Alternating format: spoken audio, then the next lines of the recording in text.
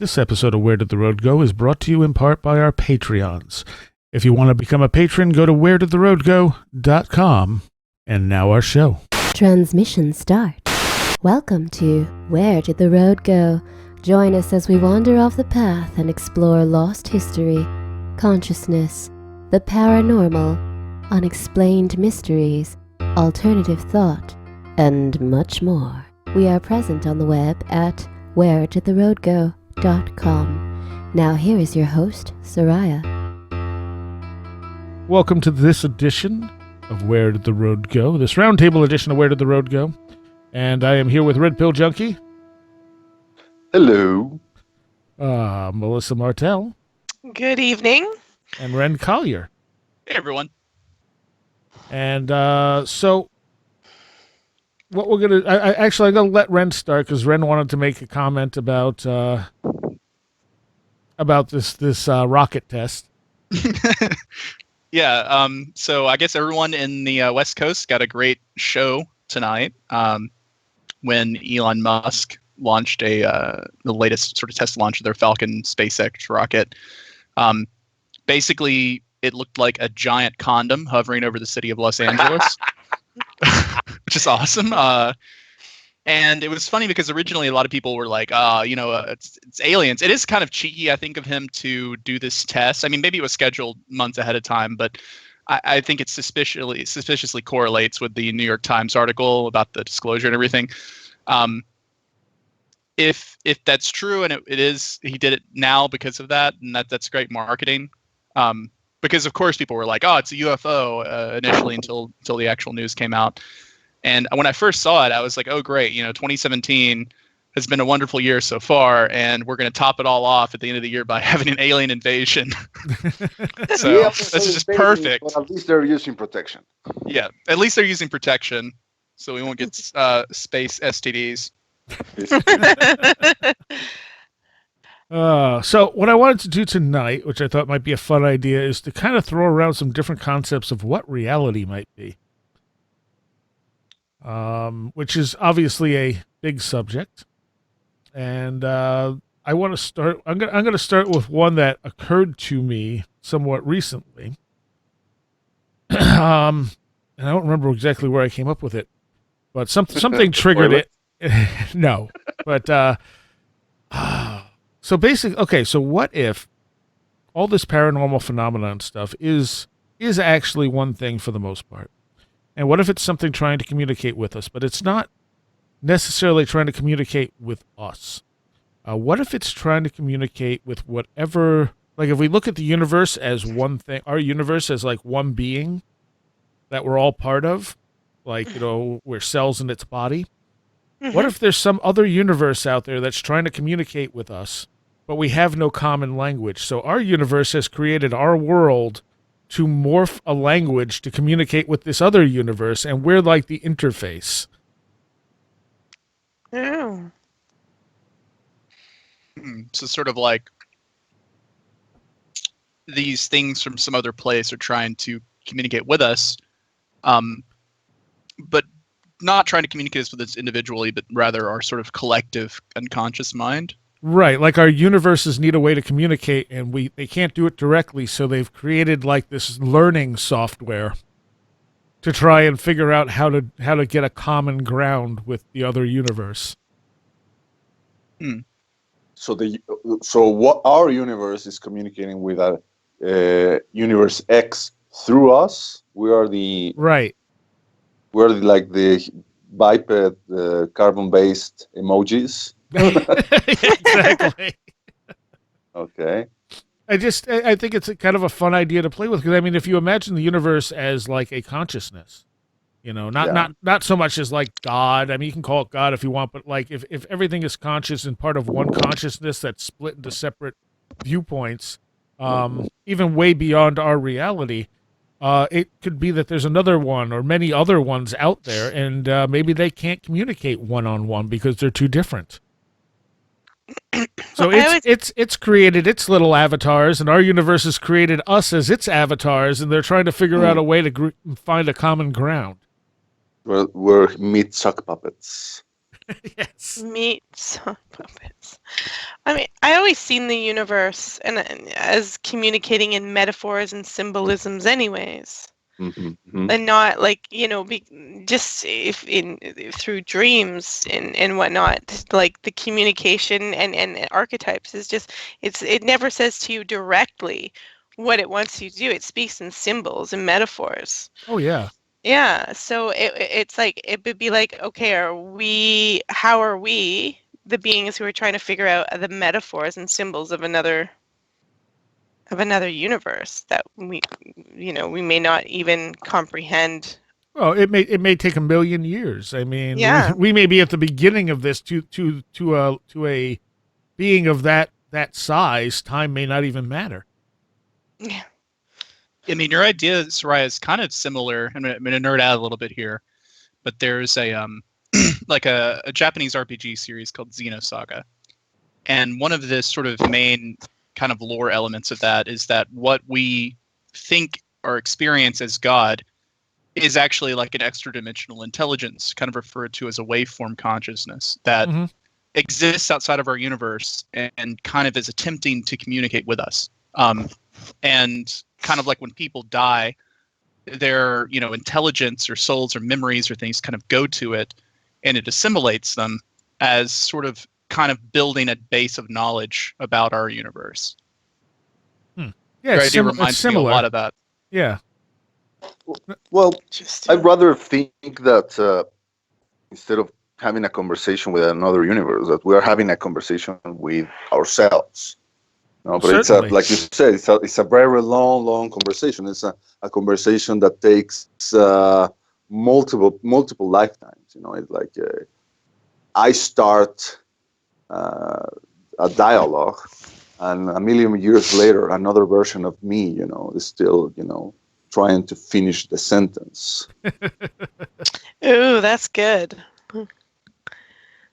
That's interesting. All right.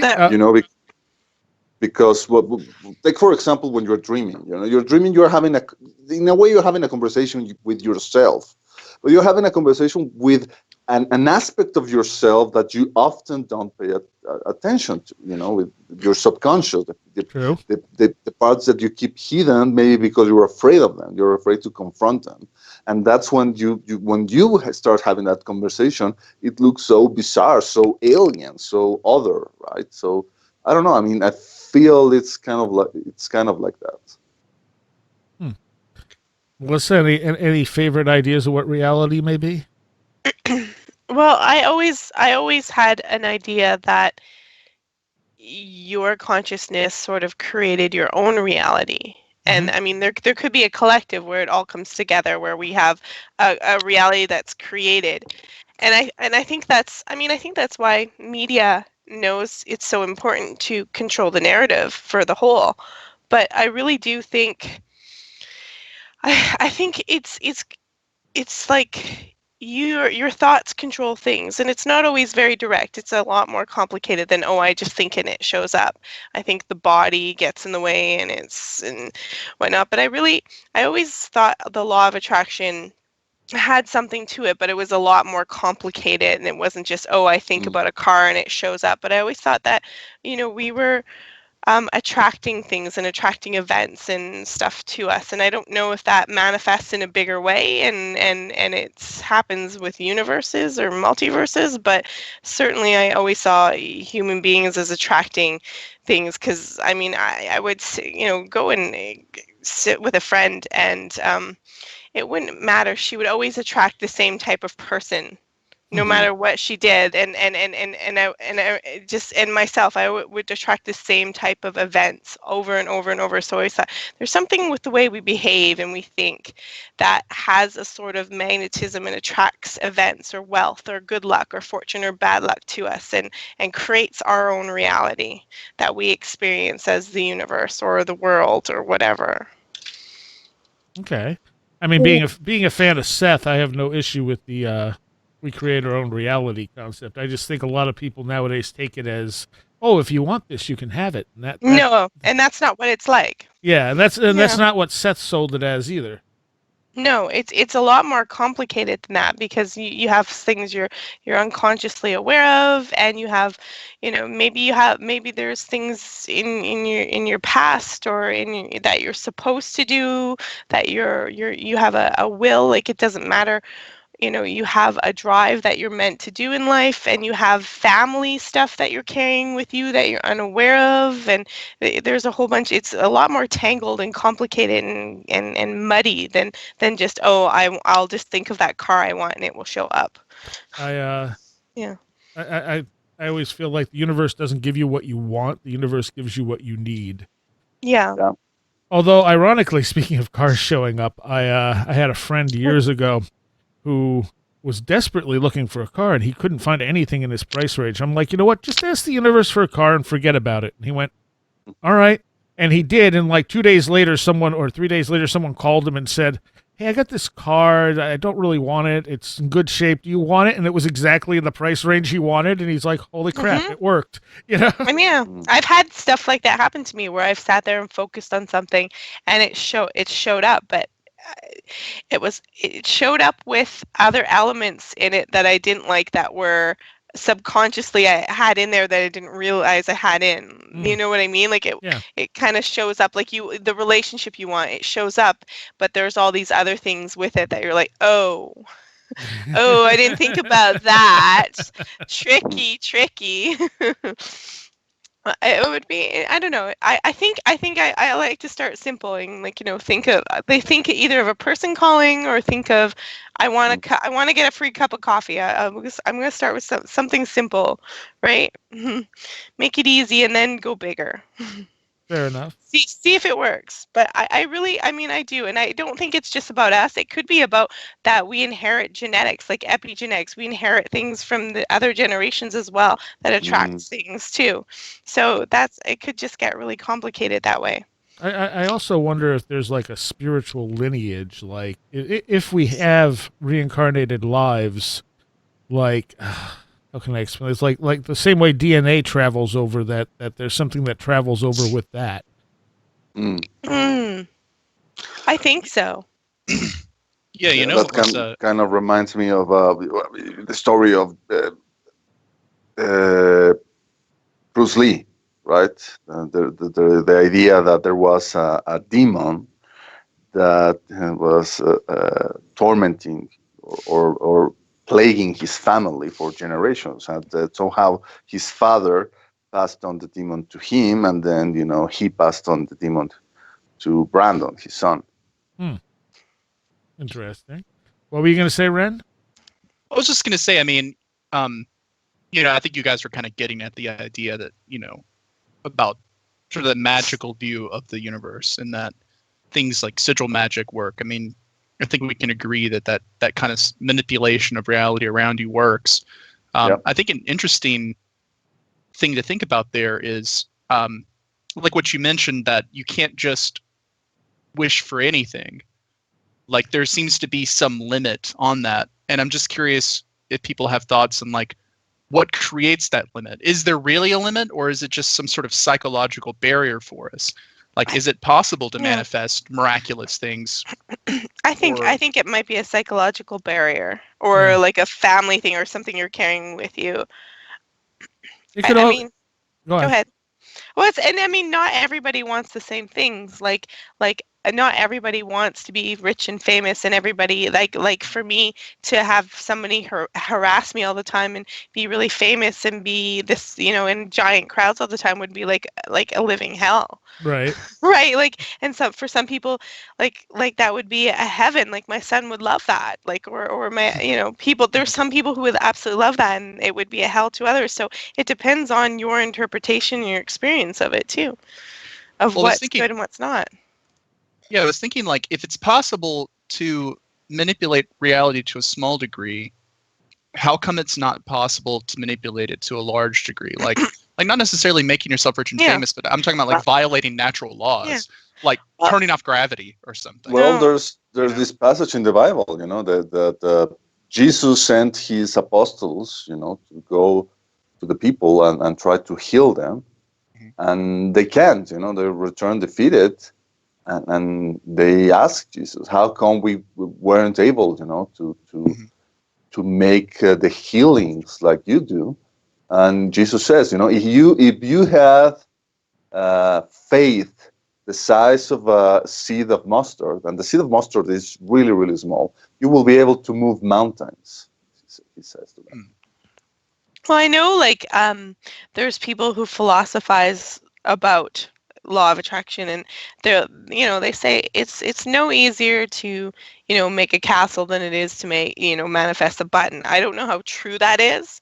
I don't know if that's it's just the way that you perceive it. But I think in our minds, like in my mind, it's like, okay, $1 million or $100, which one's easier? I am automatically going to perceive the $100 as an easier thing for me to access immediately.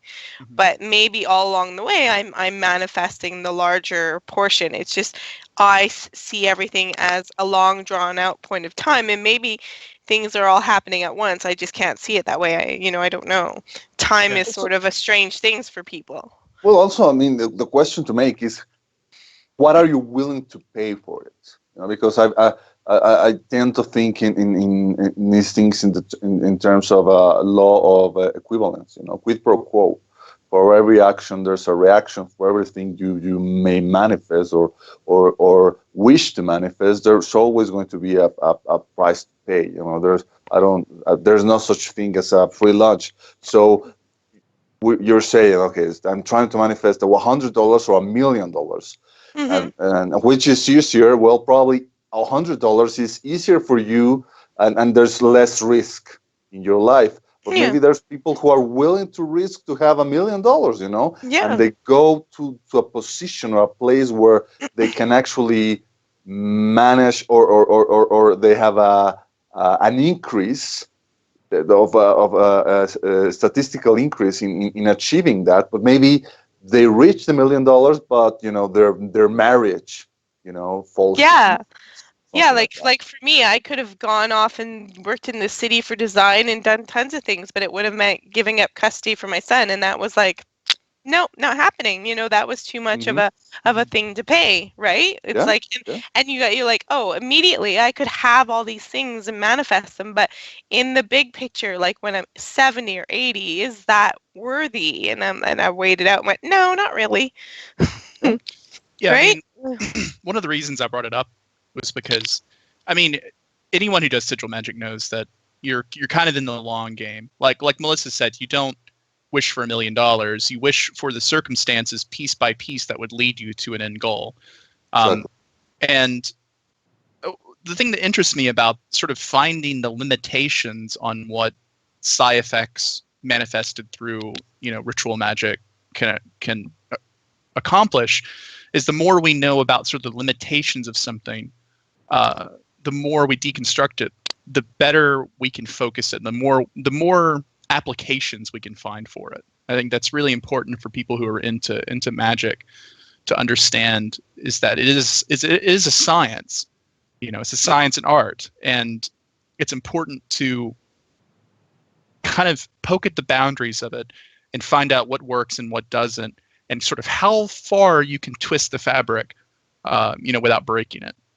Yeah, I remember there was something in one of Carlos Castañeda's books in which Don Juan was explaining to Carlos some of the principles of magic, and one of those was, trying not to butcher this concept too much, but the idea was that a magician or a brujo will try to find a crux or a node in a system in which he will be able to exert his will or his influence in order to achieve a much greater outcome.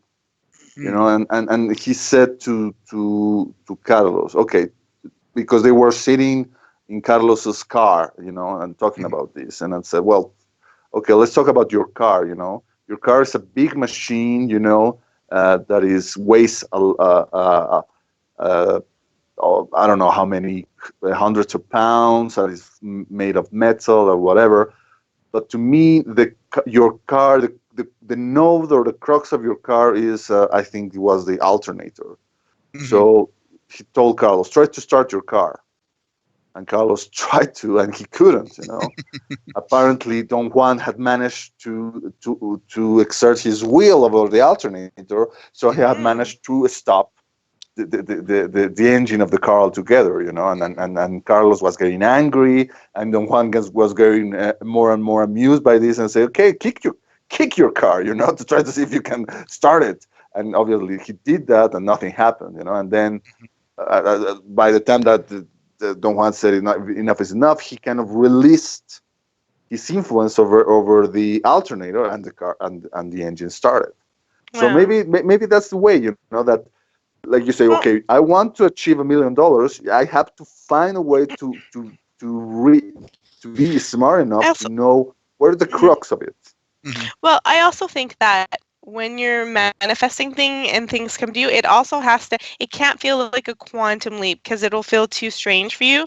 It has to almost be, like I said, in those small increments, because it has to be the natural next step. It has to feel like, it can't feel too forlorn. It can't feel too much of a difference from where you are, because I think you would be so separate. You wouldn't know how to, it would be like me having my son write a thesis in university right now.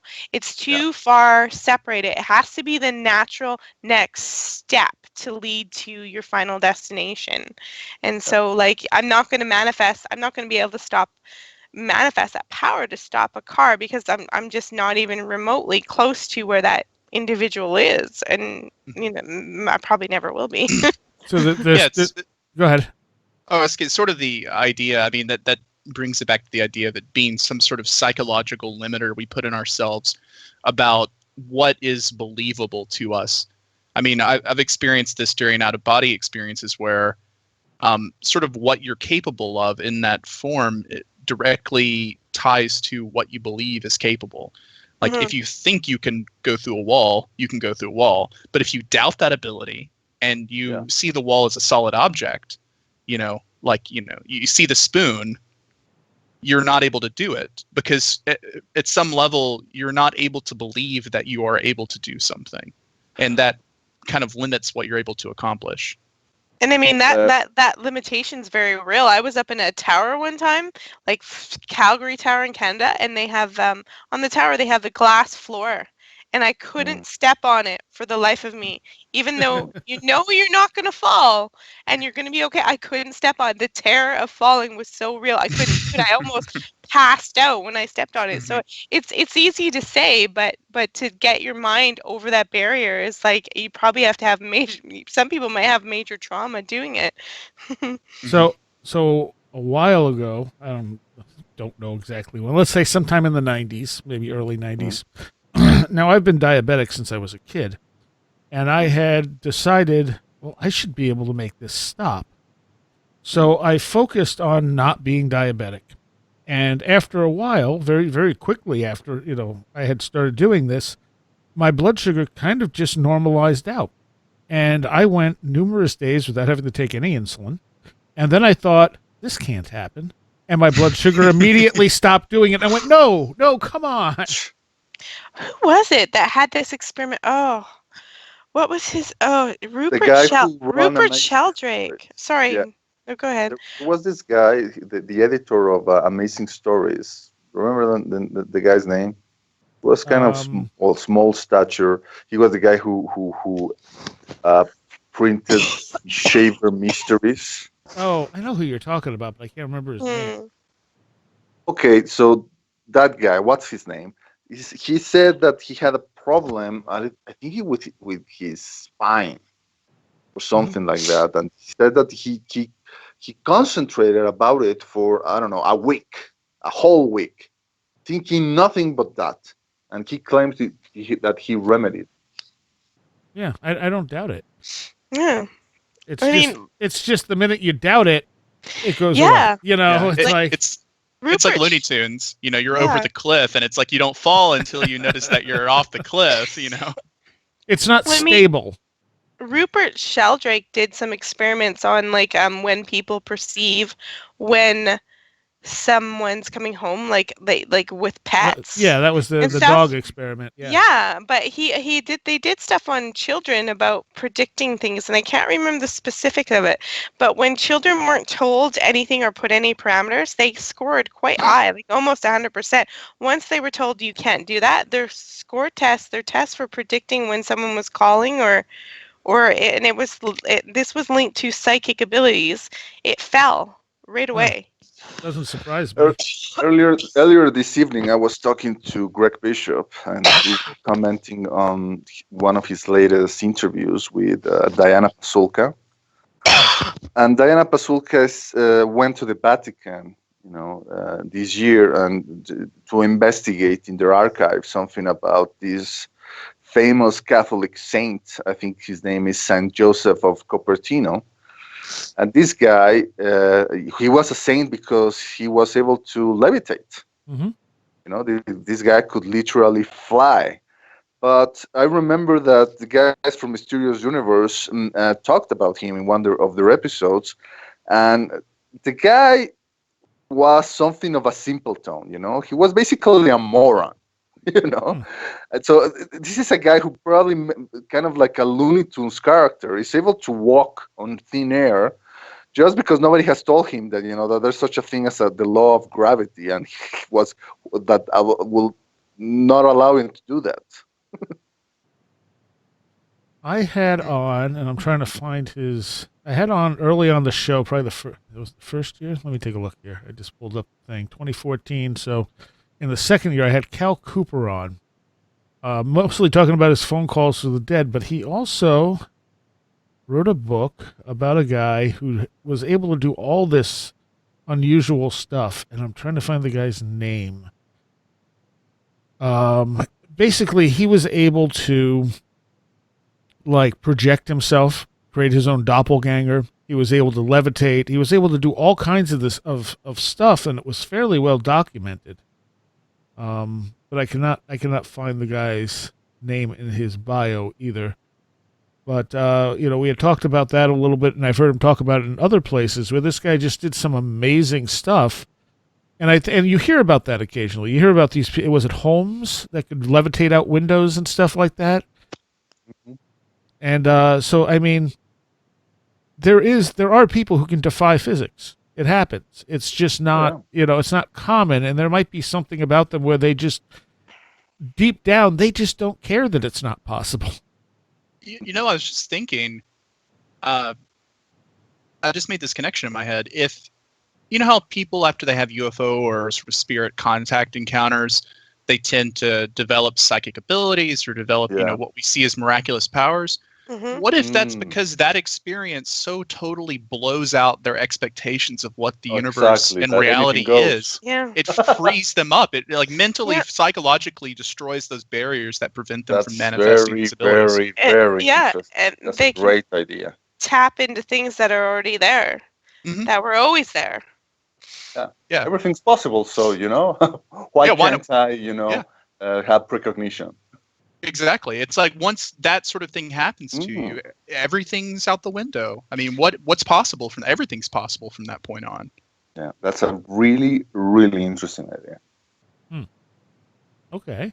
There was something else I was going to say too about the whole manifesting. I do think there is a collective reality, and I think that plays a part in it too.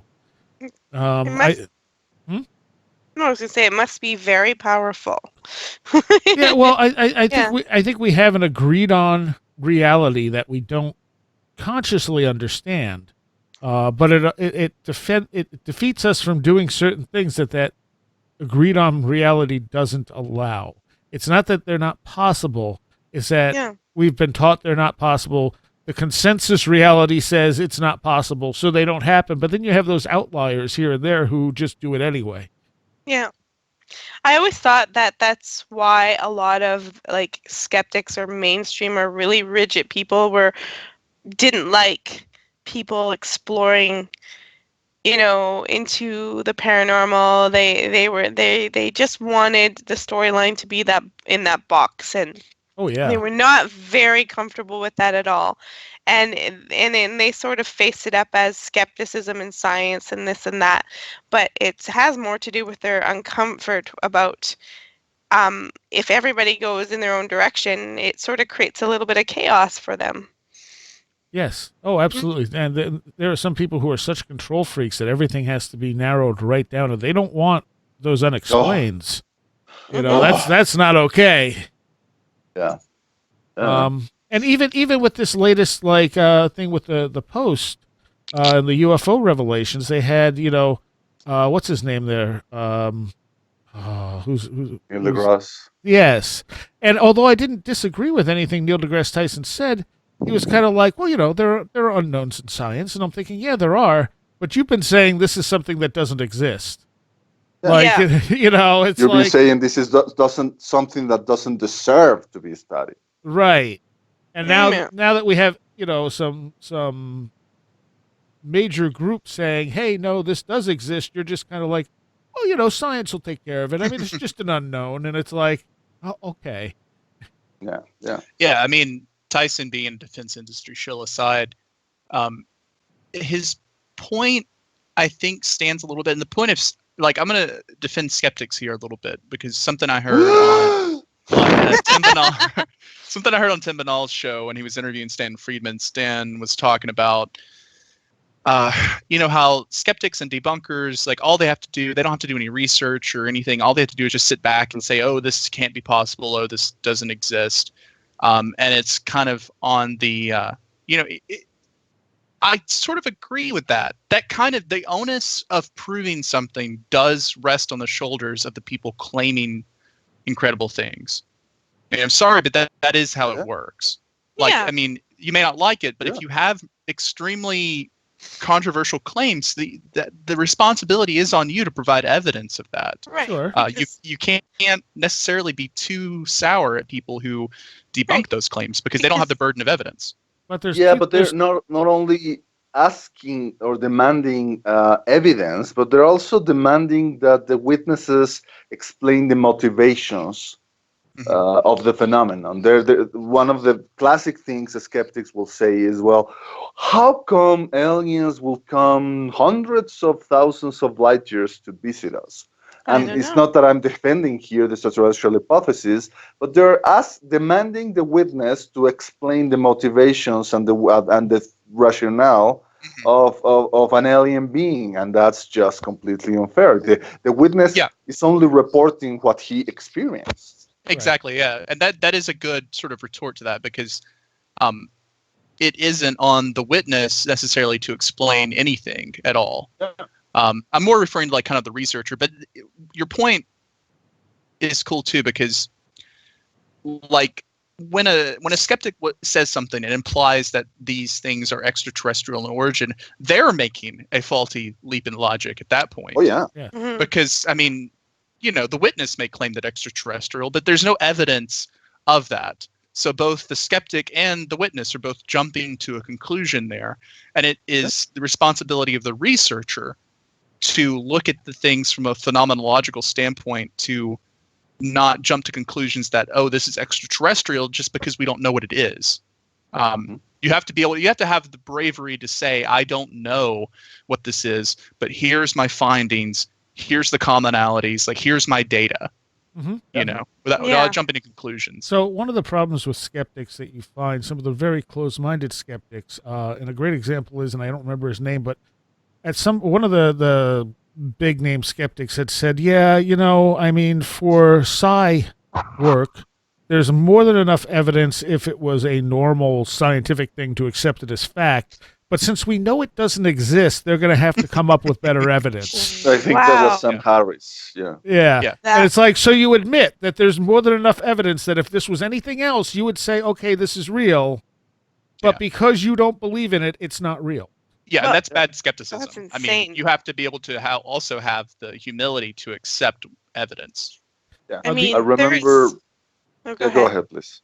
I was saying, there is so much evidence of psychic phenomenon between human. I mean, even Dean Radin. I mean, there's just so much evidence, and between, but they're just. it's got to be money. I mean, it's got to be finances. It's got to be about, if well, I don't know if it's money or not, but if I spent my life proving a theory and somebody comes up and disproves it, I'm going to fight all I can to protect what I consider my intellectual property, right? Sure. Like, Mhm. right. Like that's what I'm going to do. And I can guarantee you, but there's so much evidence of psychic phenomena, not just with Dean Radin, Rupert Sheldrake, but they're never going to be taken seriously, at least not, probably not in my lifetime, maybe, Yeah. I don't know. But there's just so much evidence of it. It's just to have them have to prove more evidence above and beyond what would be normal. It's not only is it unfair, I mean, if they proved it above and beyond, would they raise the ceiling again? Like, would it Yes. have, Yeah. you know what I mean? Like, would it just go up? Like when does it end? Is it just like, no, this is our box and this is where we're going to go, and it doesn't matter what you say.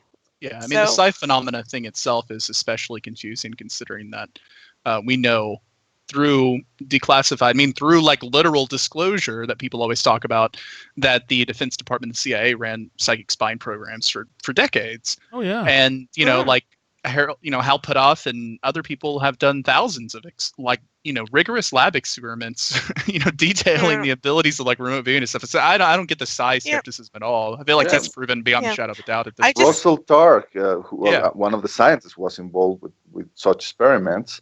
Mhm. I remember he said on a Paracast interview that by now there's more evidence of the existence of psi phenomena than evidence of the benefits of aspirin for people with cardiac problems. yeah, And even Yeah. though the evidence for that an aspirant can be good for you if you have heart problems is yeah. more tenuous, but Mhm. being as it is, the possible benefits of it, you will never say to a people, no, don't take aspirin if you have a cardiac condition. Yeah, and like I said, that's bad skepticism when you're unable to. It's okay to say I need evidence before I'm willing to buy in on something, or I'm going to be Yeah. skeptical until I see some data here, some experiments, some proof, or something. Yeah. But it's bad skepticism when you are provided reliable, like controlled data, and you still are like, well, I just don't believe in it. It Right. just feels like they're dangling a carrot, and they're never going to let you have it. Not only That's what it that, feels like. but sometimes they will. I've completely forgot what I was going to say. Never mind. It's okay. Well, there was Sometimes, this recent article by Life Science saying something about that aspect of the story, New York Times, about the metal alloys that were retrieved and kept by Bigelow and possibly analyzed by someone like maybe Jacques Vallée, I don't know. But there was this article saying that they were skeptical of this of the exotic nature of these alloys, because their argument was, by now we know so much about metallurgy that we wouldn't be able to identify metal alloys no matter how exotic they were. Right. And that bothered me because I personally talked to Ballet, and he explained to us, to me and Darren and Graham, the idea behind the exoticness of these metal alloys. It's not that they're come from from other planets, and therefore it's not they are not in the periodic table. It's that the isotope ratio kind of like, it looks almost as if they were re-engineered at the molecular level. Mhm. So it's not that they are common metals, but they're not also coming from a meteor or from elsewhere in the solar system or the galaxy. They hint at something that is much weirder, but since it doesn't fall into our preconceptions that no, since this is something that came from an extraterrestrial spacecraft, therefore it has to be some exotic, super alloy that we can reproduce and use in the aerospace industry. And it's not that. So people say, oh, well, therefore this is nonsense. This is a waste of time to investigate it. Right. And people like Vallée decided to take another look. And now that the technology is now better and more efficient and also cheaper. We have people have access to these once really expensive spectrometers. They are finding this really, really interesting stuff about it that are forcing us to reconsider our preconceptions about what the phenomenon is. And we've seen that even with like the implants when they've pulled them out and they say, well, it's not that they're made up of anything weird, it's that the makeup of them is weird. Exactly. Yeah. Red Pill, I wanted to ask you about that specifically, because the alloys part of that article sort of piqued my interest. I think I first read in Mac Tony's what was it? The cryptoterrestrial? Cryptoterrestrials, yeah. That the debris recovered at Roswell didn't seem to be part of like an actual structured craft, but they had the idea rather that it was some sort of like, I don't know the way to put it, like alchemical debris, as if I think it were. that you are confusing Mac Tony's books with Nick Redfern's book. Oh yeah, actually it's in Final Events. Yeah, I am. I'm getting that backwards. In Final Events, I think they talk about it being some sort of like alchemical debris, almost like trash, literally, that sort of manifested because of that shift into our reality, almost like it was like a byproduct of some sort of change in states. That because it was all the debris was like what, little strips of metal, like stuff that like balsa wood, like just it was like trash basically. It wasn't like a hull plating for some sort of structured craft. Is that sort of what Valet is like hinting at, that it's almost like something that has been like raw materials that were available in the environment almost like manipulated into some other form or like alchemically changed? Well, the alchemical part was kind of like me taking the ball that Valet was throwing at us and maybe going way too far with my speculation, because when he said that, the idea that it seemed as if the metals had been re-engineered at the molecular level. And by the way, he said, okay, we probably could do that with our current technology, but it will be insanely expensive, and there seems to be no reason for doing that. It's like would be like the ultimate, most expensive prank in the world. And that's when kind of it hinted me. And I asked him, okay, could it be that we are dealing with an agency, a force or an intelligence that is capable of transforming energy into matter and vice versa? And he said, very adamantly, oh yes, we are beyond speculation in that part. I will say that that's definitely a reality. And that's when I started to think, oh well, I mean, what he's saying basically the ultimate alchemist wet dream, the idea of turning energy and manipulating it into whatever chemical element you could think of. And yeah, what you're saying, I think I'm not really sure if that is what Nick's writes, and by the way, even though I'm not a Roswell proponent, those balsa woods and those things that are mentioned in all the lore, well, that's the things that we know of. God knows if they managed to retrieve something far more exotic and so far more interesting, in the desert.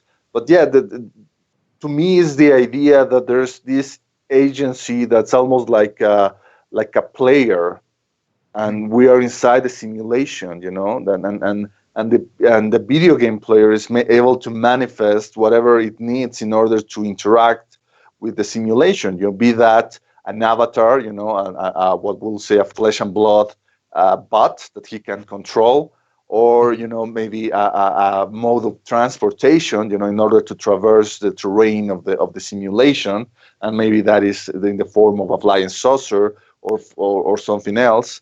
And then once they don't need it anymore, maybe that goes back into the more simple raw materials, that were, like you said, were freely available in our reality. The same way that bits, ones and zeros, are the stuff that everything in a video game is made of.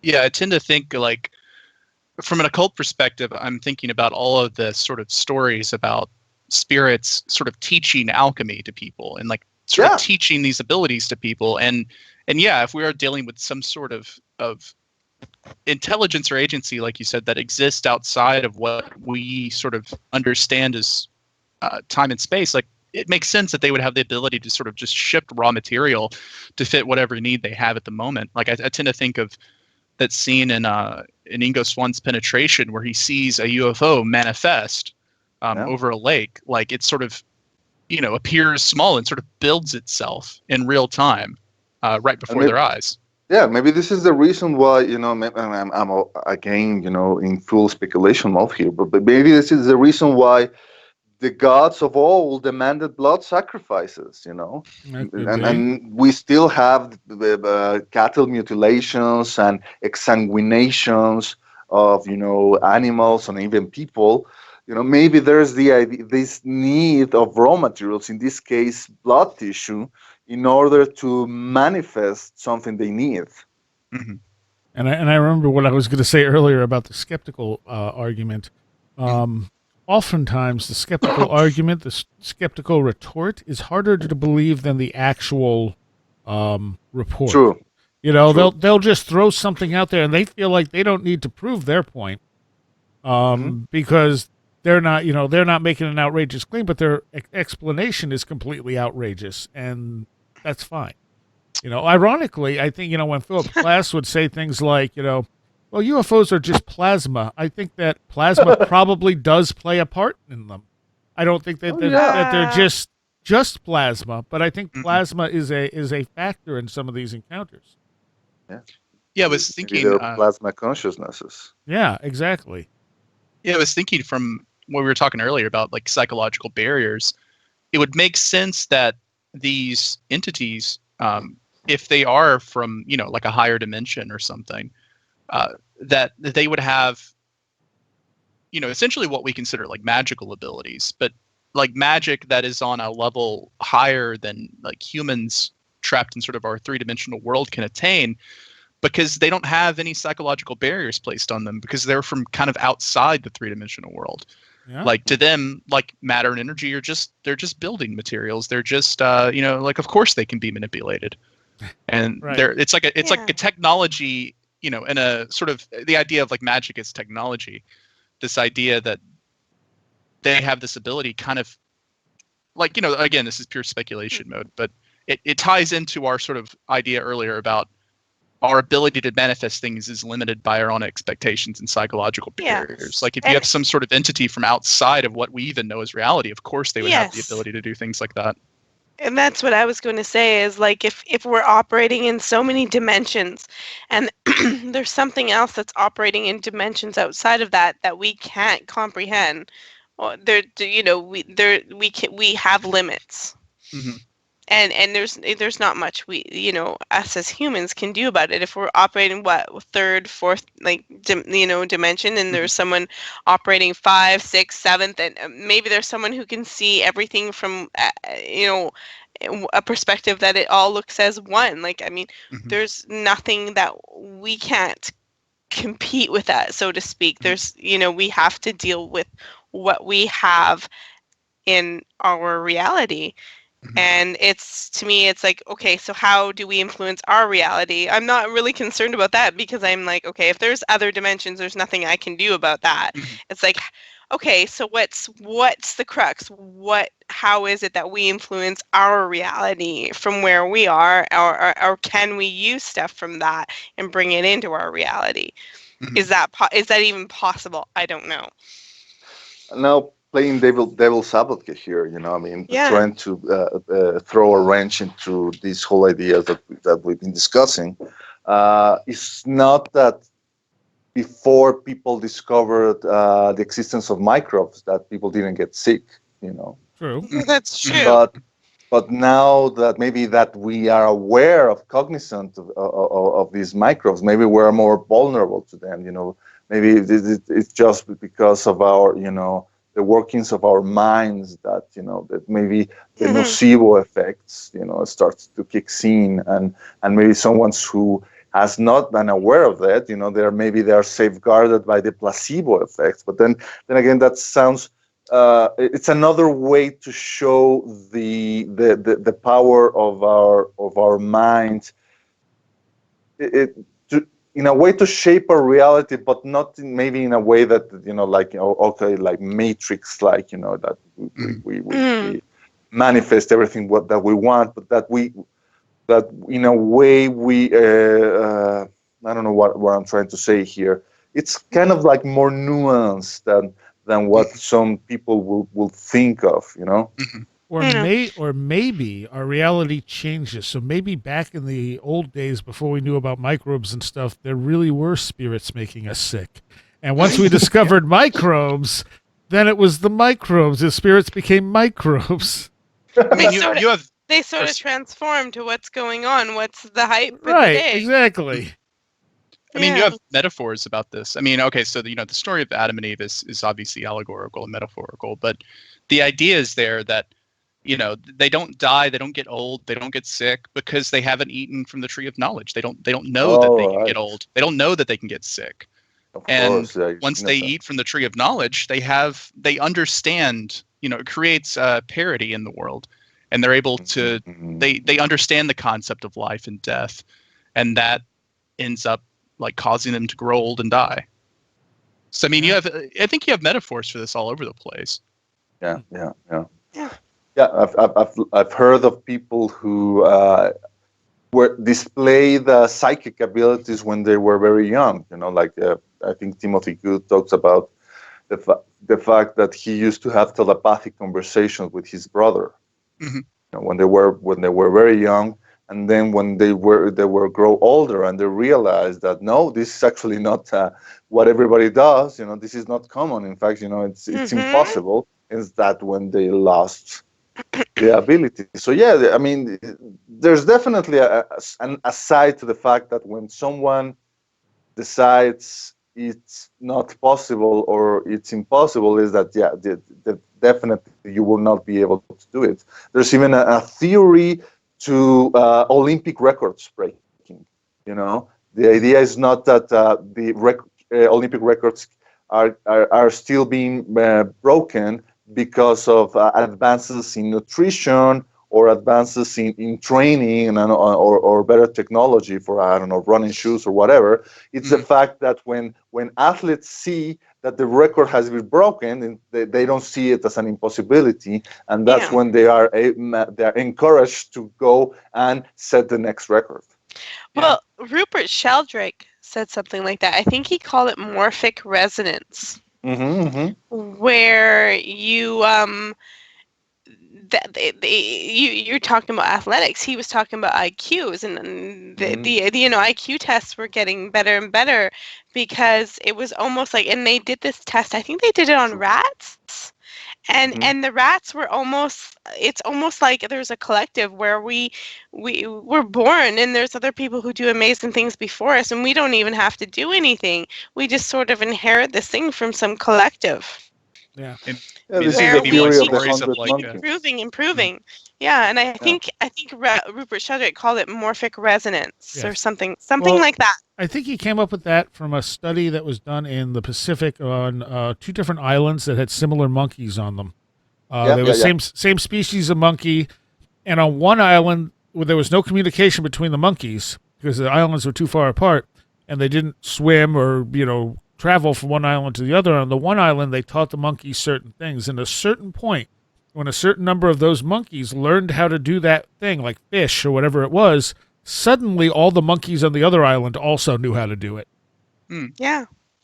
And it's like you look at pyramids. Pyramids built in Egypt, pyramids built in South America, they just start popping up, and everything just like, even in Neolithic age, things start happening almost at the same time, and they have no way of they have no internet, they have no way of communicating with each other. They may have had ways of communicating with one another, but not quickly, but not like it's like not necessarily.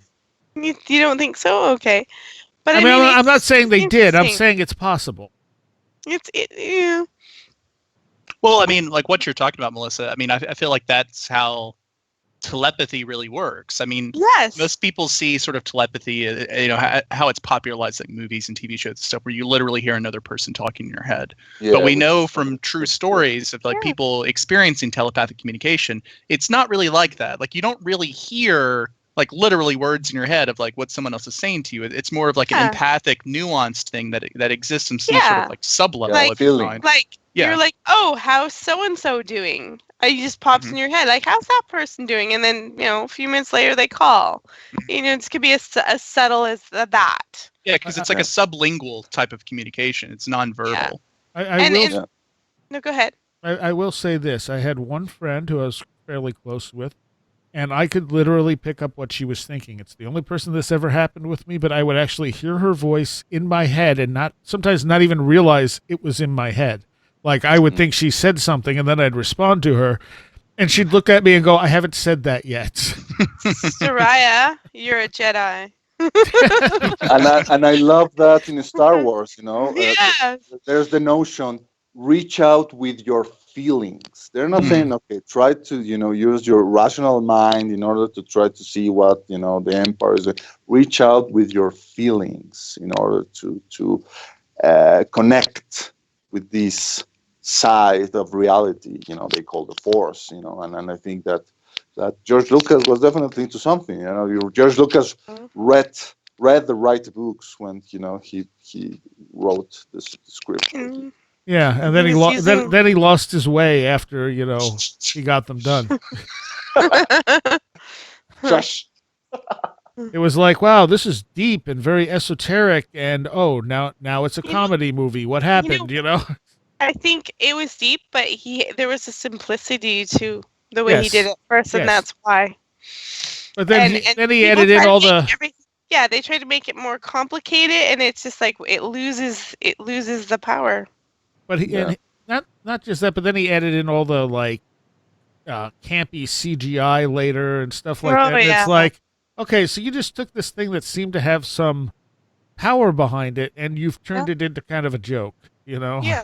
Yeah, but without the campiness, Seriah, it wouldn't have been embraced by the culture, No, I'm talking about the campiness he added in the prequels. In the prequels and in the special editions. Yeah, I have my theories about that, and that's the fact that by then George Lucas was a father. I think that before that he was making movies that were more, I don't want to say adults, but they were like true fairy tales, and fairy tales had gore in it, and in the first movie you have these old knight in a monk's robes literally severing the arm of an enemy, right? And the blood. He always said Star Wars was always meant for 12-year-olds. So I don't know. Yeah, well, 12-year-olds have to face the world. 12-year-olds, you have to tell. That's what fairy tales were for. Fairy tales were cautionary tales. Fairy tales were graphic in the old days. They were very graphic. And the original Star Wars was not. Like when The Force Awakens came out, one of the first things I noticed is when you have the one guy there pulls off his stormtrooper helmet, which is covered in blood or has a streak of blood across of it. And I'm thinking, I don't think we've actually seen blood before in Star Wars, because in the original, even when he gets his arm cut off, it just sears it. There's no blood, there was. This is so hard because I cannot say anything about the new movie. Yeah, and I haven't seen it yet. I know a lot of people. I'm like, shut up, Melissa. I can only say this: go watch it. Yes, right now I went and took my son, and then I went with a friend. So go watch it, everyone. I heard a lot of mixed stuff about it. Like some people, it seems like people either love it or they hate it. There's like no in between. Do you know what? That apparently there was some right-wing guy a right-wing organization who went on Rotten Tomatoes and used a bot to downrate it with user ratings. So the critic ratings are like 92 or 93%, and the user ratings are 52. Well, some guy, right-wing, doesn't like the message, doesn't like the feminine as the heroine, and doesn't like, the diversity. He doesn't like Poe being Mexican or a Latino, which is absurd because it's absolutely ridiculous. Technically, he's not, because those places don't exist. Doesn't matter. The Star Wars universe. Poe's friggin' awesome, but there was a bot designed to all these comments, all these ratings were done by a bot. Yeah, well, I'm talking about people I know who have seen it. Like, it seems split 50-50. And since I haven't seen it, I don't have an opinion yet. No, me and we liked it. And I took my son to see Rogue One, and he wasn't very interested in that. And I took him to see The Last Jedi, and he really liked it. I loved And, he, Rogue One. and he's 12, and Right. I liked Rogue One too. But my son's 12, and he couldn't get into Rogue One, and he loved The Last Jedi. Cool. Yeah. I've only seen a gif of the scene of Luke milking the weird cow thing and drinking milk. So that's my entire The Last Jedi experience so far. I haven't even seen that. Now you've ruined it for me, Wren. Oh, I'm sorry. Spoilers. It was the best part of the movie. Okay. Now Seriah's gonna go see it tomorrow. Pronto. Man, Luke milked something? I've been waiting for that my whole life. Yeah. So let's see. Where did we live? So help. All right, let's jump into this one. What do you think the Mandela effect tells us about us or reality? Oh. I think it just shows people that memory is a kind of fickle thing. I don't necessarily buy into the sort of idea that, you know, there's like we exist on different timelines and there's been forks and splits. And I sort of just think people misremember things or conflate things in their head. Whoa. And people sort of believe that their memory, everyone wants to believe that their memory is infallible, right? Like, sure. This is why, I mean, this is why things like witness testimony are such a problem in a courtroom setting, and especially things like hypnosis and then the paranormal should be avoided at all costs. I mean, people don't have perfect memories, and the older a memory is, the more it starts to kind of melt with other memories and form connections. You know, we're not machines. We don't store things perfectly. Nope. And a lot of people feel that we do, and that's part of the problem. And we did that whole show on how the brain is not a computer. Mm-hmm. Yeah. I don't know. I think people. Oh, sorry. No, go I ahead. think people forget that that memory is more of an associative process rather than a remembering of like facts. Like typically memories involve some sort of conglomeration of different senses and smells and tastes. I mean, this is why you can taste something and then have a flash of a memory from your childhood. Sure. You know, it's Or that smell, sort of, yeah, like that Proustian idea of memory is sort of being a multifaceted thing that doesn't necessarily tell us truth, but rather takes us back in an emotional or subtle sense. Okay, although I'm fascinated by the fact that senior people, you know, that the ones that are, you know, actually, you know, stricken with dementia, they may not remember what they had for breakfast like 15 minutes ago, but they sure as hell can remember the color of the hair of their grade school teacher. Right. You know, so what is up with that? Well, I think part of it is we don't know how memory actually works. You know, occasionally we say things like, well, this part of the brain, you know, governs memory, but then we find out that, you know, when memories are formed, the entire brain is active. So it's not just one location. It's not storing it like it's storing it on a hard drive. It's far more holographic than that. Yeah. If and I think they know. If it's even go ahead. 100% here, it may be not quite 100% in this reality that we can measure. And I was gonna say, like, people always think like humans work like a computer, and I think it's been established that human memory and recall is not like a computer at all. Not at all. No, not even close. So I don't know what they're doing with artificial intelligence, if they're trying to recreate humans, but humans and memory and recall and absorption of learning just doesn't work the same way. Not even close. I don't know what it is, but they know, they're like, the brain does not, you know, it doesn't store things like that. This seems like your area, Wren. Yeah, I mean, typically the way like neural networks are trained is that they form associative layers. So say like they I mean, okay, so there's no neural network or AI that's even close to emulating a human brain at this point. I mean, at most we're able to emulate like simple insects and things like that, like a cockroach or a tapeworm. But the idea is that, you know, certain stimuli lead to certain reactions, and certain things cause some sort of outcome to occur. I mean, we have to remember that all sort of biology and life exists as a way to increase like fitness. Like that's what evolution is for. It increases like survival of the machine that is currently operating. So I mean, something interesting for all you gamers out there is check out some of like neural networks playing games. Like there is a great video of a neural network learning how to play a stage in like Super Mario World for the Super Nintendo, and it just like you can see each iteration as it goes through the level and like dies and then has to restart and then learns, okay, well I need to jump at this point and then I'll get over this Goomba or whatever. And it takes thousands of iterations before it finally can complete the stage. But you can see that process, and it also like kind of displays the network that it's building as it's doing this. And it's a me, Skynet. Yeah, exactly. And I mean, that's how we're kind of handling the AI sort of training problem right now. Like, I don't know. I haven't read up on like kind of like what Google's doing lately. One interesting thing about training neural networks, you know those little captchas that you do when you log into a website and it's like, okay, I need you to identify like the street signs. Yeah.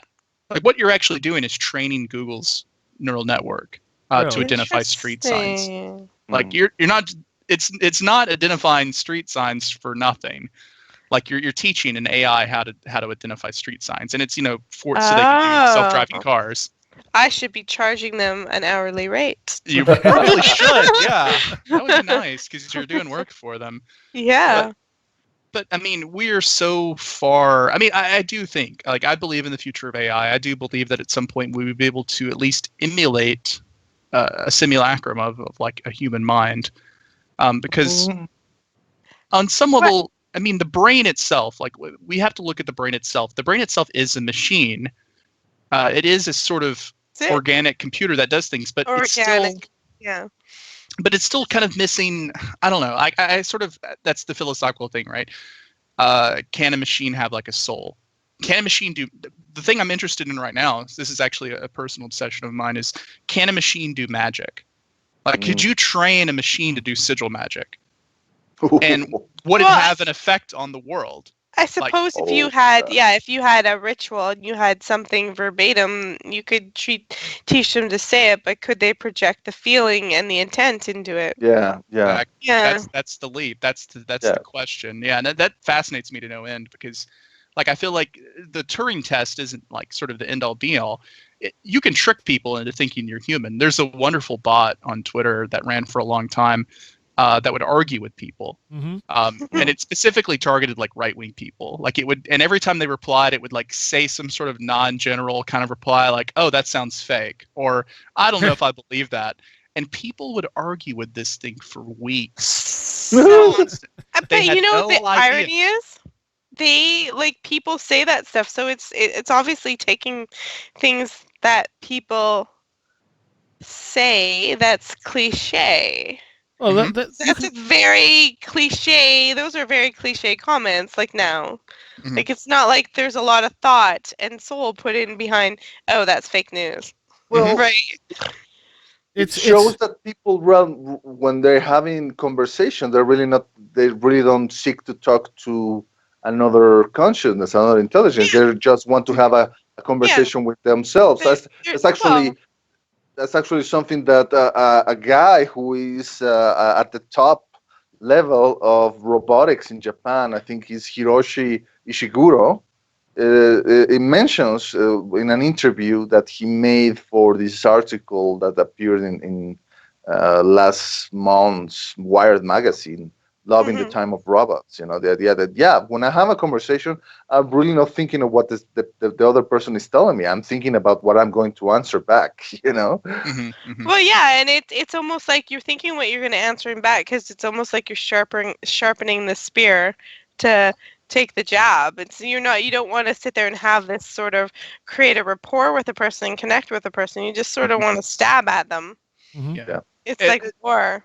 It's sort of my point there too, is that I think we're at the point, it's probably only maybe 10 years off, where there will be artificial intelligences that act as fully automated Chinese rooms, that we won't be able to tell that we're talking to an AI. Now, that isn't that impressive to me, because that's just grammar, syntax. That's creating a table of like responses, and it doesn't mean that it's intelligent. It doesn't mean that it can think. Now, like I mentioned before, the interesting thing will be, when can an artificial intelligence manifest psi effects? Because that is that's the real Turing test. Well, So, before that, when is an artificial intelligence be able to create art? Because to me, art is a precursor for magic, and so far, the results are kind of like very lame. There was this article, I think, a year ago about an artificial intelligence that wrote a song in the style of the Beatles, and it was so lame. It was worse than music. Yeah. I mean, there is I think there's progress on that, and that is an important milestone. I think, like, creativity is something that we think of as uniquely animal, because I don't think humans are the only animals that create art or can create art. Yeah. But it's something that is sort of, I think, tied to what we see as consciousness writ large, right? Like the idea that, and that's the other big question: is that tied to your physical body? Is that local, or is that a non-local thing? Like, right. How do you replicate something that's non-local? Because I mean, I think we all like know and agree that we're not local beings. Like, there is more to us than just our physical bodies. So that's going to be the real leap for AI, is how do you replicate a non-local effect through a machine? So and I don't know. Part of me thinks that we'll get there. Like, I don't know. I believe in the future of it, and I think that, but it's gonna take a lot more research into like what are psi effects? Like, what is non-locality? Where is that non-locality reside? Like, we're gonna have to understand magic and psi effects to a degree so far beyond our understanding now, in order to replicate that in artificial intelligence. So there was, back in the Commodore 64 days, a very simple program called Elisa. And Elisa was your computer psychologist. And it very much reminded me of that Twitter bot, where it just, you would say something to it and it would kind of feed it back to you and ask you why, And so, like, it almost felt like you were talking to an actual person, even though you knew it was just a basic response from this program. It's like, well, why do you feel like that? And really, it emulated to some degree what a psychologist would do. And that was in the 80s. That was a very simple code right there. So, I mean, that's one thing. The other thing is go ahead. Oh no, so that's something we have to. Well, go ahead. I want you to finish your point. It's different. It's a little different in the holographic universe, and I don't have it right here in front of me. Michael Talbot talks about an experiment where they had very simple robots made. The robots were made exactly the same, and they were made to respond to like artificial or to stimuli in the room. So, like, they could move away or towards things, and it was kind of random in how their behaviors would structure. And what they found happening is that the robots started developing personalities. So one would be shy, one would be more outgoing, and based on how they were programmed, they should all kind of react the same way. And they found that over time they did not. They almost seemed to have, like I said, like a personality behind them, which makes you wonder if consciousness just picks up on any system complex enough for it to interact with and create something new. Interesting. Yeah, this is something that we're going to have to be wary of in the event that we do encounter some sort of legitimate extraterrestrial phenomena, or even when we're contacting things like spirits or demons or ghosts or whatever. I brought it up on Greg's show like forever ago, but there's a really wonderful sci-fi novel called Blindside by Peter Watts. And spoilers, but one of the things that they learn in it, they encounter, it's like a first contact sort of story. Like, they encountered this alien ship and they're like communicating with it, and it's communicating to them in English over like the radio. And they talk to it for weeks, and one of the crew members starts to get this idea that maybe they're not talking to something that's conscious. So it starts asking it like random nonsense questions. Like, my uncle is a fruit tree. and the thing will reply like, "Oh, that's very interesting. Tell me more about him," or something like that. Mm. And they realize at that point they're not talking to something that actually has consciousness or intelligence. It's literally just a Chinese room. It's just a like, for those unfamiliar with the idea of a Chinese room, it's like, imagine that you're in a room and you have 2 slots in the room, and out of one slot comes these tablets printed with this foreign script that you don't know, and you have a big book that tells you, like, if you see this symbol, reply with that symbol. So you write down a reply, and then you send it out the other side of the room. And to someone from the outside, they would think that they were talking to a real person that actually knew what they were saying. But the truth is, on the inside of the box, you have no idea what you're saying. You have no idea what you're saying. You have no idea what you're replying to. Right. You're just building things based on grammar and syntax. There's no real understanding there. And I think that's something that we have to be wary of if we do encounter some sort of other intelligence. Is, are they really communicating with you, or are they just responding based on like your grammar and syntax? Is there real communication there? I think we're going to have to be wary of what it actually means to create rapport with another being. It's, that's what I like. I do sales and I do advisory and I have to sell things, and I'm always creating rapport with people and getting that feeling. And to me, that's what there's a human connection that happens with our experiences and our memories that it's hard to nail down. It's like trying to, hammer Jello onto a wall. I can't really say what it is, but I know it as an experience. And I think as a human, you would know instinctively there's a thing that happens when you create rapport between you and someone else. And if it doesn't happen, it doesn't happen. And I don't know. I just find that's really an intuitive thing. Maybe you can be tricked if you're typing something, but one-on-one, I think it might be a little more difficult. I think, I might be able to be tricked a little bit for a little while if I'm typing something on the computer and not paying attention. But if I were to come into contact with something, I might notice, at least right now, or in that there's something missing with the rapport, with the connection, that they're just not getting something. Yeah, and that'll be a huge obstacle to overcome if we talk about creating human-like robots or androids, in that, the human face has thousands upon thousands of like micro reactions that are too small for us to even consciously notice. We see them kind of we notice them, but not consciously. And that's why things like, like I've seen the robots that Ishiguro's made, and they all look weird and unreal because there's that uncanny valley element where we know it's not a living thing because it doesn't, on a subconscious level, we don't see those micro twitches and all those little things that we pick up on.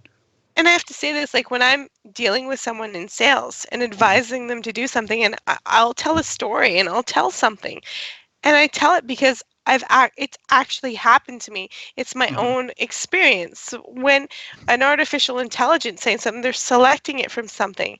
They haven't had it as an experience. So it's like if you're going to create something, it actually has to be able to go out and absorb its own experiences to interact and connect and say, oh yeah, I've had that too. It's not having that. It's just going, okay, what should I choose from this selection? It actually hasn't absorbed an experience like an organic being has. So I'm not like, they're not looking at me going, what should I buy? And I'm looking at I look down at a piece of paper with a whole bunch of boxes, and I'm actually talking to them about experiences I've had with this product or whatever it is, and then telling them a story. And it's from my own personal experiences. It's not from a list of things someone has given me. And that's how I connect with them, and that's how I not manipulate them, but that's how I get them personally to attach to whatever it is I'm promoting.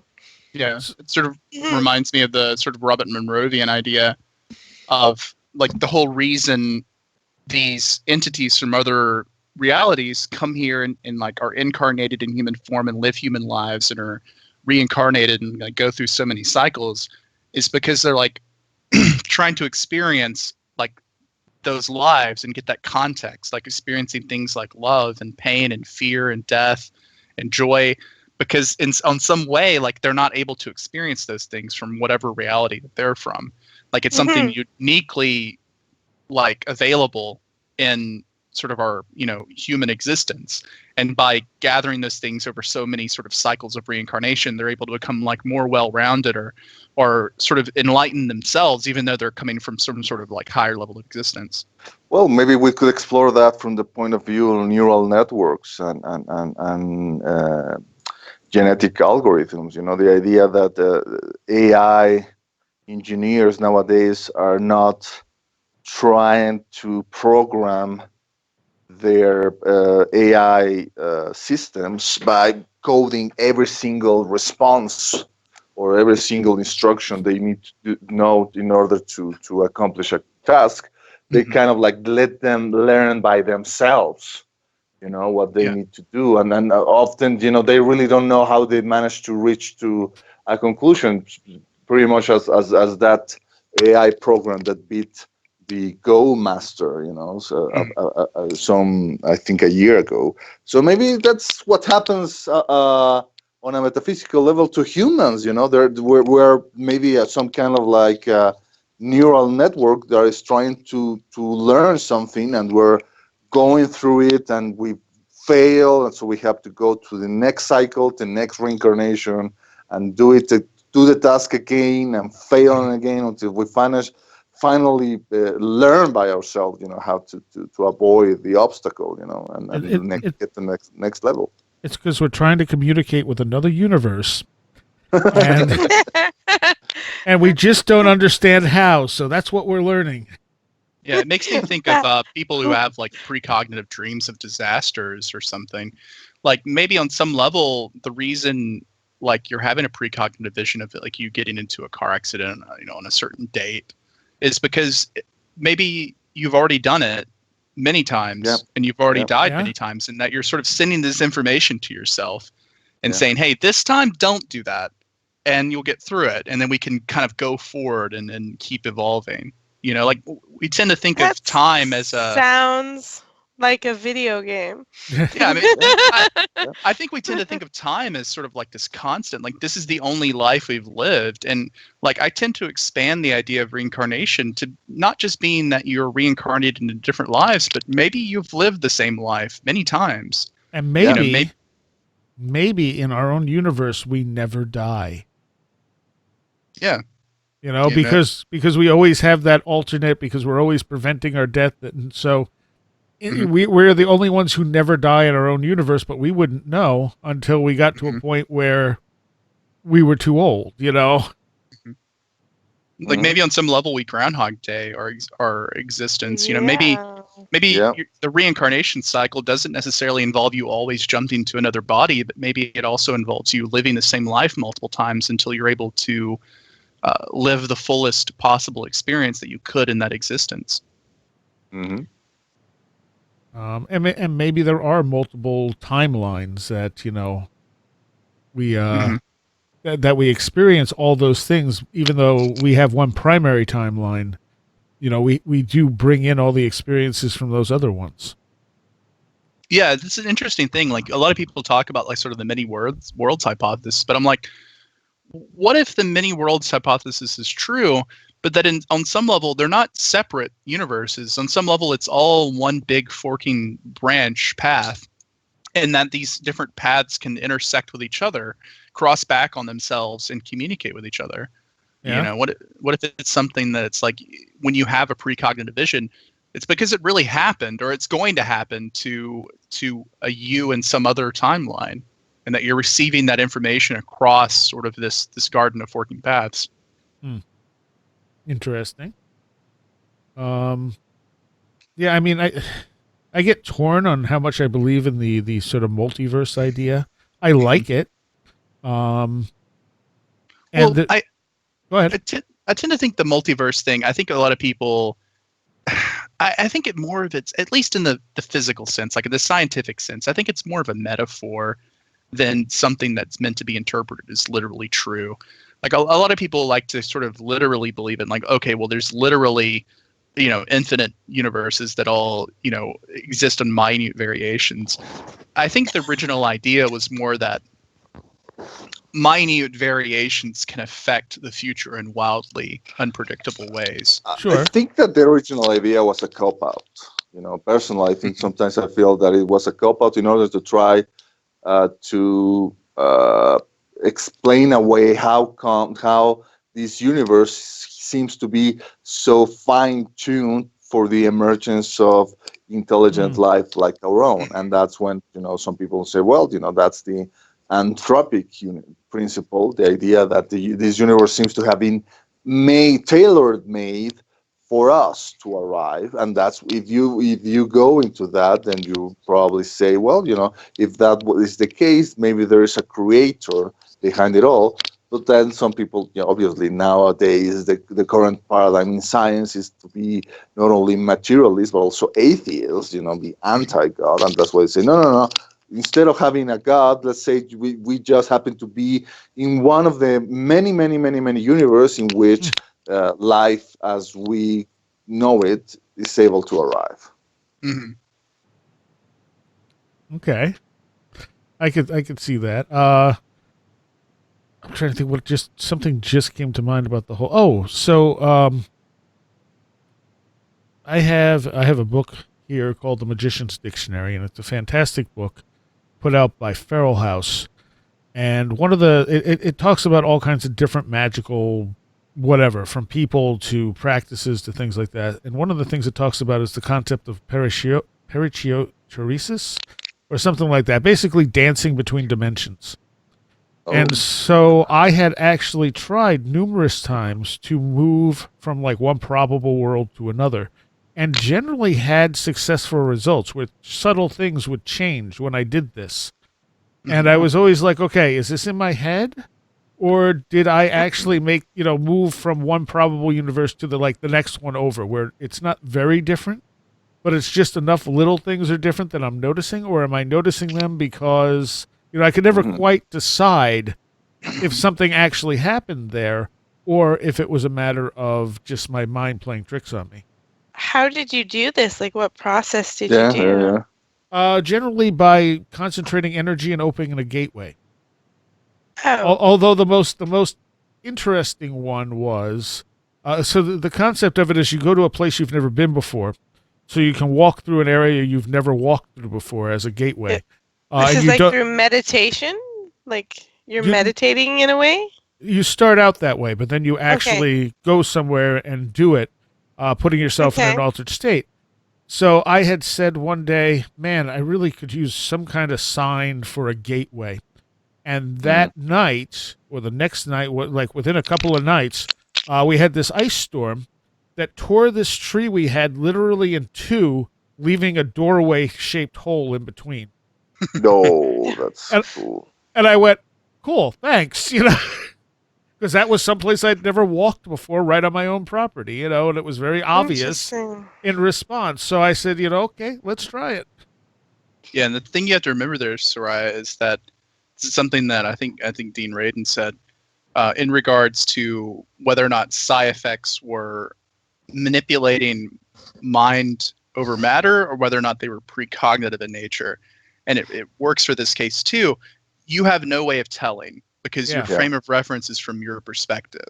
Yep. You could be just manipulating reality. You could be having a precognitive vision of what the reality should be, or you could be changing timelines or something. But from your perspective, you have no way of knowing that. The only way you'd be able to confirm what happened would be to somehow be able to see this from, a mile in the air. Yeah. You have no way of knowing either way. I mean, the important thing, I think, is to remember that it's possible. Somehow you're able to change things. And on some level, maybe the mechanism of that doesn't necessarily matter. I think in the end, it's important to understand what the mechanism is so we can further understand how to utilize the effects. Yep. But on some level, you'll never really know what happened other than things are different after you did this thing. Mm-hmm. But it's an interesting idea. I like that idea a lot, that you can somehow create a gate and step into a different timeline where things are more in line with your will. And of course, it also warns about doing it to get away from things, because as it put, this stuff will follow you. I've screwed up this timeline. I'm just going to move to another one.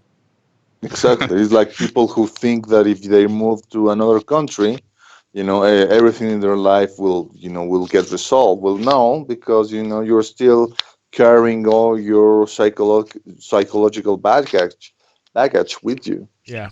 Yeah, And that's a very Rick and Morty kind of. I don't know. Did you ever watch Rick and Morty, Seriah? No, I've been told man. to, so I will You at really some point. You really should. Yeah, because that like exactly is a plot point in that the main character basically has a portal gun that they can use to travel to any number of alternate universes, and in one case they completely screw up the universe they're in so irreparably bad that they're like, let's just go to the next universe, and then they replace themselves in the next universe. It's like, Nice.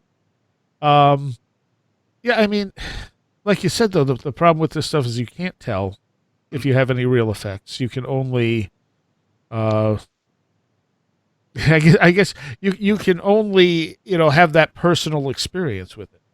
Mm-hmm. Mm-hmm. So, but that goes with anything sci, really, because we can't go back and say what if.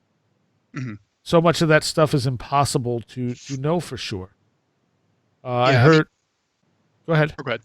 Oh, go ahead. That's fine. There was a guy on Skeptico who had worked with the Stargate program, and he was this diehard materialist. And Alex kept saying, "How can you be a materialist if you know this stuff is real?"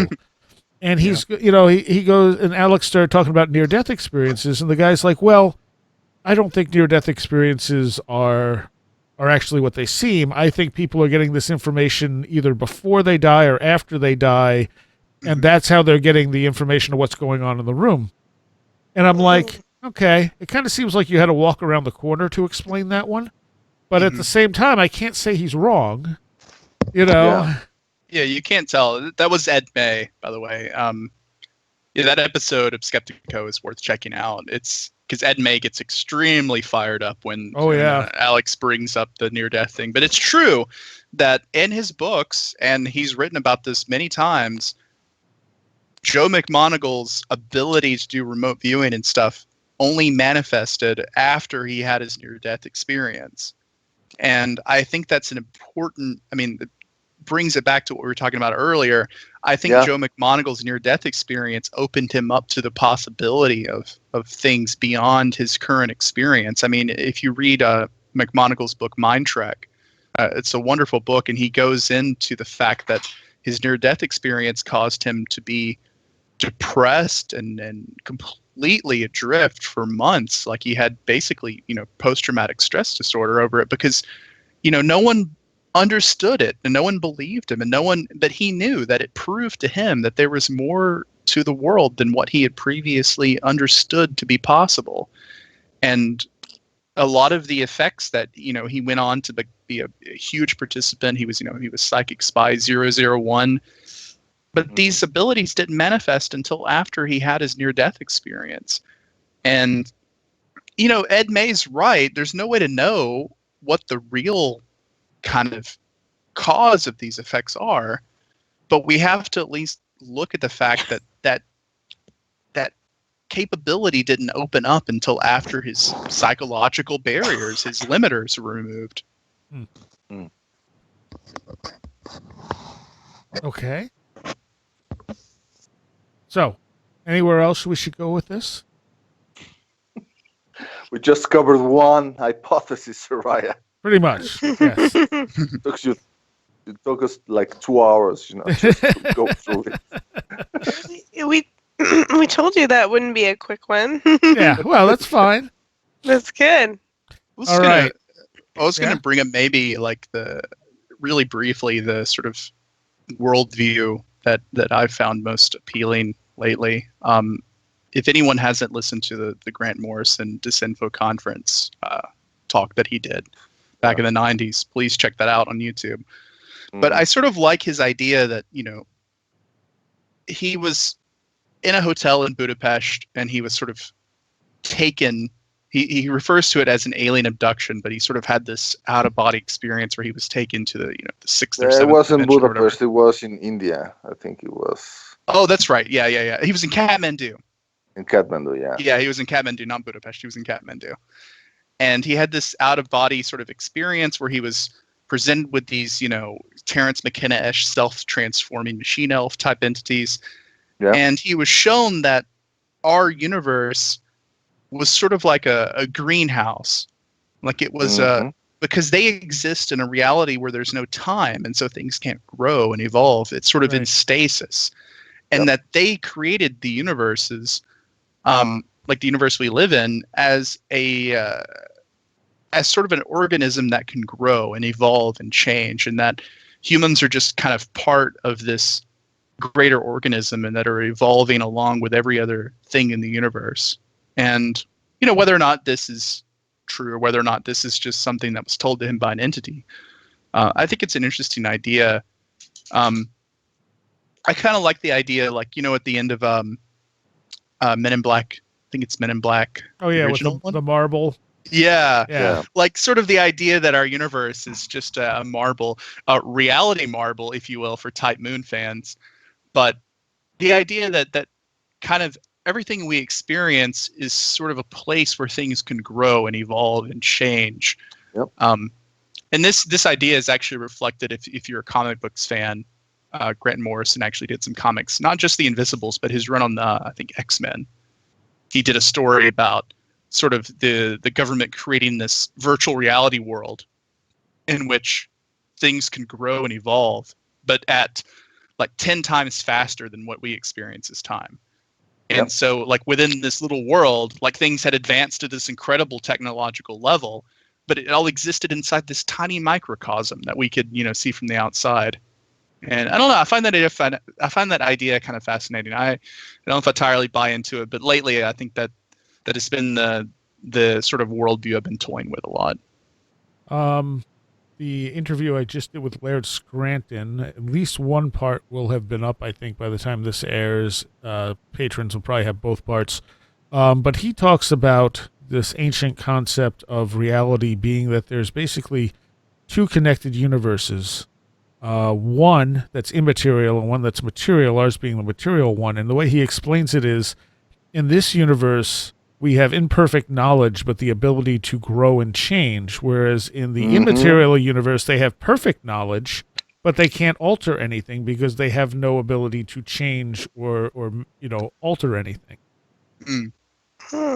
And that's awfully close. Yeah. That's basically what the Master of the Key told Whitley Strieber. Is it? I've got to read the key at some point. I've been waiting on buying a copy of that for so long. I got to get a copy of that. Interesting. So which one do you want to live? Well, and Laird talks about how these universes, the Yuga cycle, the Great Year cycle, is a matter of how much contact we have with that other universe. So at the top of the Great Year, or the top of the Yuga cycle, we are, in very good communication with this. This is the golden age. We can communicate fairly openly with this other universe, but at the far side, at the Kali Yuga, we have no contact with it. There's no, spirituality is almost dead. We're very base material, which is what we're coming out of. I remember Alan Watts talking about something very similar, and at the end of it, time goes really quickly, like at lightning speed. Yeah, that's the sort of time zero kind of idea. Yeah.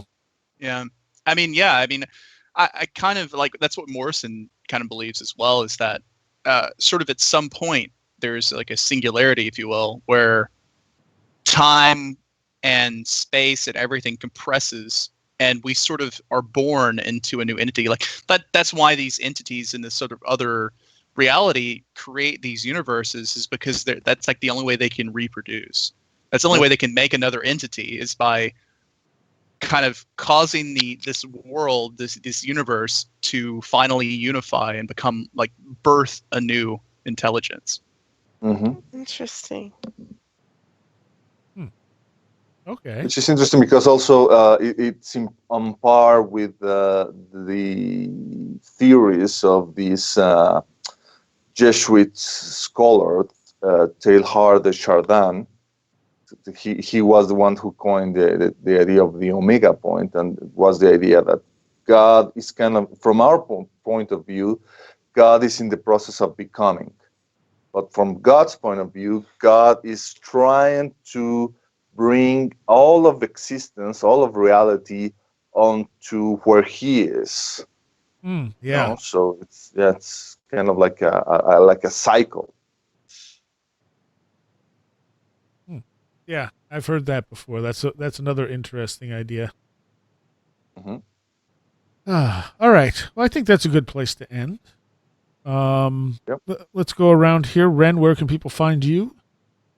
Hey, so I keep a blog at liminalroom.com, and you could find me on Twitter at Mr_Apol, APOL. Red Pill? Well, they can find me at the Daily Grail, dailygrail.com. They can also find me at Mysterious Universe when I get the time to write something for them. And also, absurdbydesign.com is my own personal blog. I haven't updated it in a while, but I'll try to do it soon. I'll try to also put a new design of a t-shirt on my Sassel store that you can find. The Sassel store is also called Absurd by Design. If you're a fan of Mothman, please check it out, because there are cool things that I'm trying to put out there, for you 14 fans. All right, and Melissa? I'm on Facebook, of course, as Scarlet Art 7, and Scarlet's with 2 T's, and my website that's under construction, but it's still going. There's some blogs there. I probably won't get to it more until January when things slow down, but it's scarletart.rocks, and that's Scarlet with 2 T's. All right. I thank you all. This has been a great conversation.